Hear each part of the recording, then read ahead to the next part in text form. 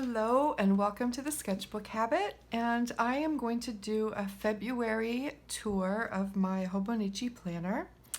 And if you're not familiar with the Hobonichis, they are a wonderful Japanese planner that are actually made for planning. And I have one of them, which is the Hobonichi Cousin, that I use just as my art journal. And I wanted to give you a tour of that. And also, just a little bit else about it. Hobonichis come as a paper planner, so it's the paper planner like this. And then they come, you can buy covers for them, which are these fabric covers. They come in many different designs and colors. And I chose one called Water Blue. And then they come with something, you can purchase something called a cover on cover, which is a plastic cover that protects your fabric cover. And this one, I believe it's called Beginnings. It's beautiful. It's little birds with snow and sparkles, and I just love it. Even some rain coming down. It's very pretty, and it's also patterned on the back as well. So that's how it comes, or how I put mine together.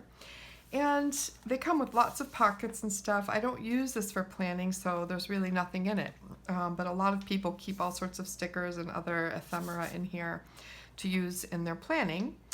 I also have the Hobonichi Cousin size board, and I use this to clip my paper to when I paint the pages, and it's very handy for that. So I'm going to show you the February tour, and I start, this is the 6 months on a spread section, and it goes through the entire year.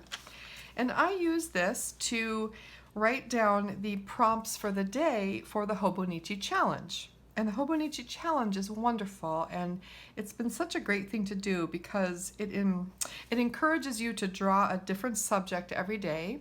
I give myself about 5 minutes, so very quick, and I only use graphite pencil. And this month, the theme was love and appreciation, and it had all of these suggestions for each day of the month.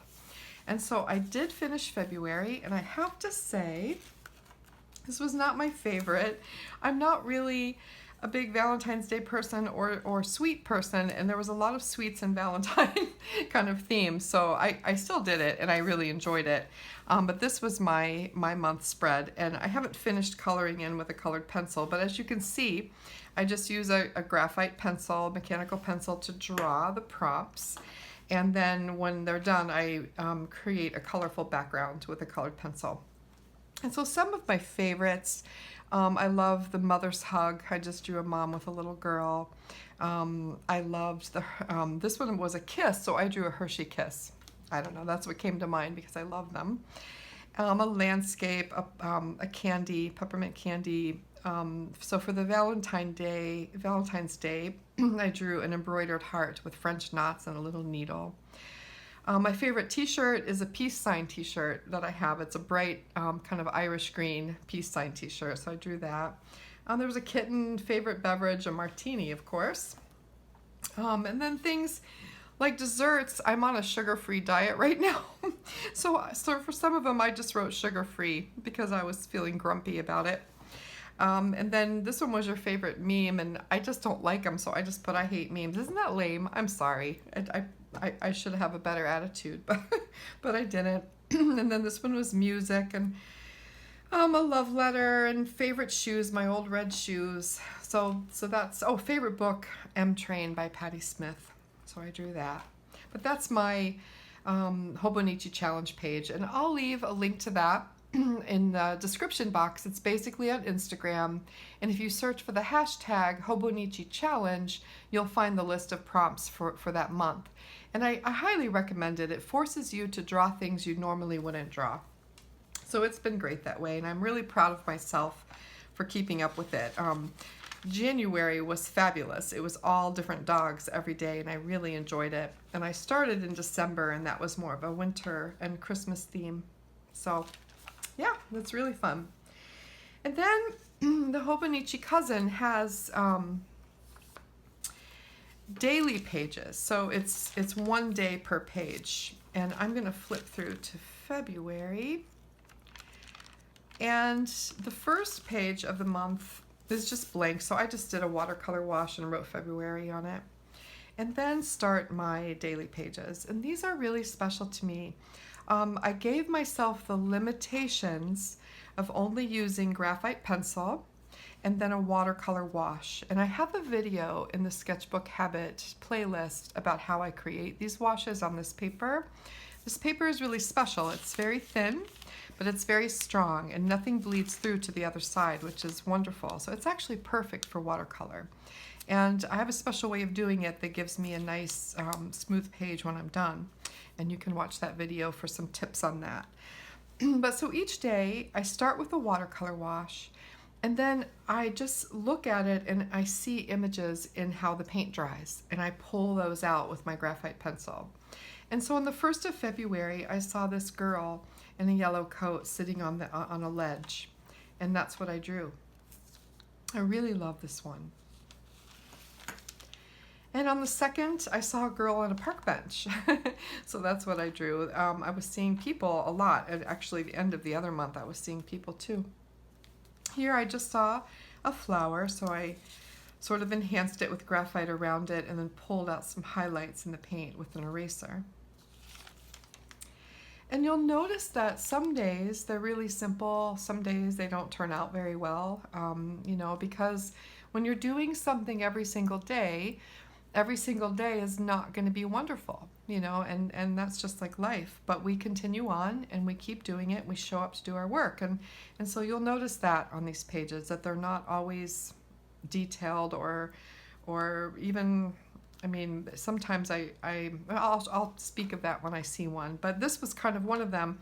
All I could see was a bagged lunch. So I surrounded the part that looked like a paper bag to me, and I just drew a piece of fruit next to it. This one, I saw cactus shapes, and so I just kind of drew a simple adobe shape and outlined the cactuses. There's the blue sky. It's nice.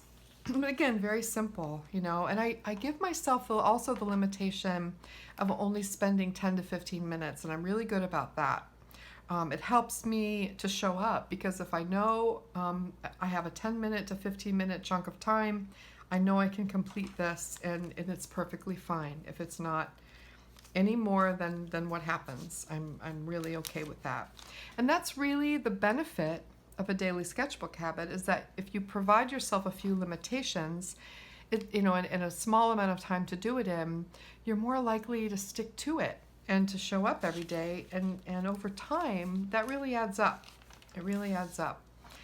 So on the 6th, I saw this kind of woman in a big fur coat in an icy landscape. I'm not sure what she's holding. Maybe it's a sword, maybe it's a blue rose. I really don't know. But I liked it. I liked the silver shimmer. And on the 7th, the way the paint dried kind of looked like a crow. And so I drew the crow in graphite. And again, I'm not really looking at anything, so it's not a very realistic crow. But it certainly has a crow-like feel to it, and I love this yellow ochre color. On the 8th, I didn't see much at all, so I just drew an old milk bottle in the corner of a room or on a kitchen counter or something. And then this, I saw nothing. I mean, it was just one of those days where I saw nothing, and if I remember right, I wasn't feeling very well that day. So I just kind of surrounded what I thought was a moon and just smudged some graphite around, and you know what? It turned out fine. It turned out fine. I'm also using handmade paints by Wild Thorn, and I'll leave information in that in the description box as well. And these paints are very special. They're handmade from minerals and from gemstones. And so the paint themselves are really lovely, and they give kind of this gritty surface for the graphite to adhere to. But also, regular watercolor works fine too. In this one, I saw a mother and a little girl, so I sort of surrounded them and then just left the paint alone, because I really saw faces in the paint. So I just left it alone, and I just sort of surrounded them with the graphite. And in this one, I saw a pregnant woman with her hand on her belly, so that's what I drew. And I just kind of surrounded some rock shapes and gave her some hair, and that was all I needed to do for that. And on the 12th, I clearly saw this young man with a hoodie sweatshirt on, so I just enhanced what I saw with the graphite. I love the way the dark graphite mixed with the paint here. It's really beautiful. On the 13th, I didn't see much again, so I surrounded a shape like a cup of tea and put a tea bag on the counter. I really like this page though. And on the 14th, I saw a bumblebee for sure, so I just drew him in graphite and then smudged some graphite around. And on the 15th, I kind of saw a mushroom, so I enhanced that and then drew a leaf.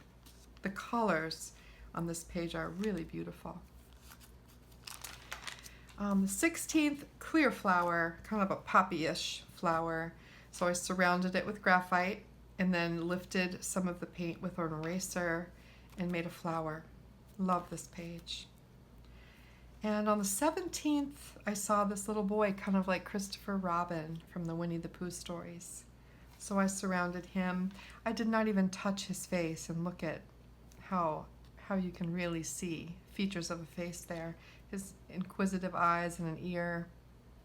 It's amazing how that happens sometimes when you just put paint on the paper and let it dry how it wants to dry, and then images appear. I mean, you can kind of even see a face up here. I could have made another person on that side. It's really fun. It's very intuitive work, and for me that's super important. My professional work is very detailed and focused, and this gives me, 10 to 15 minutes every day just to dream and be playful. On the 18th, I didn't really see much, so I drew a vase of flowers. Very simple. On the 19th, again, I saw nothing. I'm not having a lot of vision lately, am I? So I filled in with graphite and smudged it, and I just used an eraser to kind of pull out some patterns in the graphite. But it turned out really cool. I like it. On the 20th, I drew a milkweed.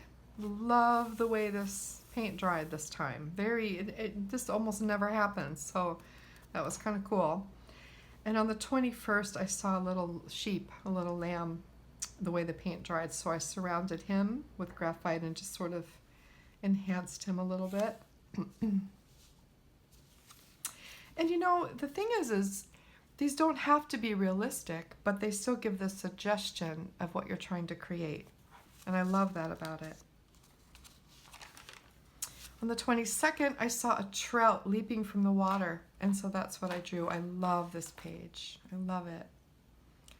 And on the 23rd, I saw a tree, so I just sort of enhanced the tree. And on the 24th, I saw sort of a vessel. I'm really into pottery right now. I follow a lot of amazing ceramicists on Instagram, and their work inspires me every single day. And so I've kind of had pottery on my mind. And so I drew this pottery vase with just a twig, a branch from a tree sticking out of it on a wooden floor.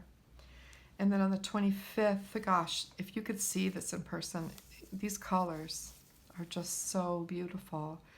And I saw a cup, so I just surrounded the cup and then filled in the rest with graphite. Just smudged it around. And I love how the graphite picks up the edges of the paints, and it sort of made it look like a ceramic glaze. Love this one. On the 26th, again, another vessel in the corner of a room with beautiful glaze and then a leaf on the floor. On the 27th, I drew this very kind of, one of the potters I follow has been making beautiful square vases, and so I had that in my mind. And then there was sort of this flower shape in the way the indigo paint dried, and so I just surrounded that and then enhanced it with an eraser. Different. And then today, I saw a little pig. I swear, he was just there, and so I just surrounded him with graphite and just barely enhanced his features because they really were already there in his little hooves here. I'm afraid that he looks a little bit like a cow, but it's okay because we can tell it's a pig, right? We can still tell. So that is my month of February in my Hobonichi Cousin.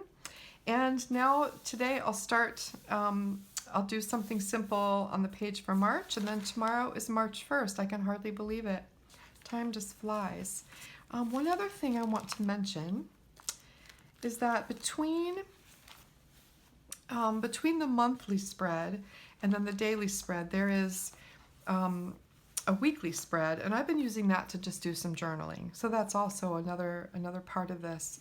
And what's wonderful is that at the end of the year, I'll have this whole book filled with my daily drawings to keep and to look back on, as a record of my year with art. And it's just been a wonderful, wonderful thing so far, and I'm really looking forward to continuing. So if you have any questions about daily sketchbooking, feel free to ask me. If you enjoyed this video, you can subscribe to my page. I have lots of watercolor tutorials as well if you're interested in that. And please say hello and let me know how you do your daily sketchbook and what your routine is. I would love to hear from you.